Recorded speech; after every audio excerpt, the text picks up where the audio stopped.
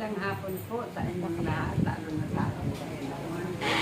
Laging umatin sa atin kahit 3, 4 lang tayo. Laging kasama natin ang ating Panginoon. Amen. Dahil siya ang nagturo sa atin at siya nakinig sa ating mga gawain kung paano kita naging sunurin sa Kanya. Amen.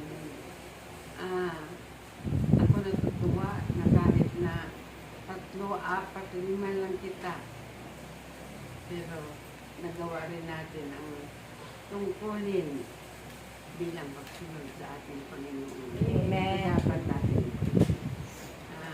Maraming salamat na isa sa inyo, kahit 1, 2, 3 lang, pumunta kayo dito. Tuloy ang gawain. Natutuwa na ang ating Panginoon.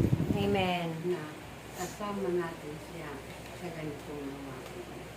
Masaya ako at masaya rin tayo na gumagawa ng ganyan mga bagay, lalo na kung kasama natin ang ating Panginoon. Amen. Diba?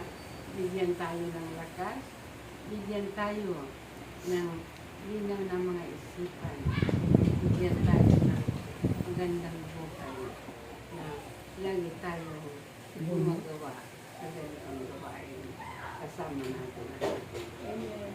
Maraming salamat, Ama, sa araw-araw na lagi namin tinatawag ang iyong pagkakas. Dahil ikaw ang kasama namin, mahal na mahal ka namin sa amin. Praise the Lord.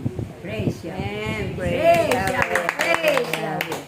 Praise Sa Yahweh. totoo lang naman, Mami, kami buong puso rin nagpapasalamat niya kami nakakarating dito. Binibigyan kami ni Amang Yahweh ng kalakasan ng aming mga paa na makarating kami rito. Kahit nagaano mang init, sapagkat nandyan siya ay gagabay sa amin para kami dito makarating sa inyo para maka-attain ng kanyang gawain. Kaya, salamat Amang Yahweh at hindi po kami binabayaan sa lahat ng oras, lalo na ang aming mga pamilya at iniligtas saan man dumarating mga trahedya pagsugo. Kaya dadako na tayo sa pagbabasa ng banal na salita ng Diyos na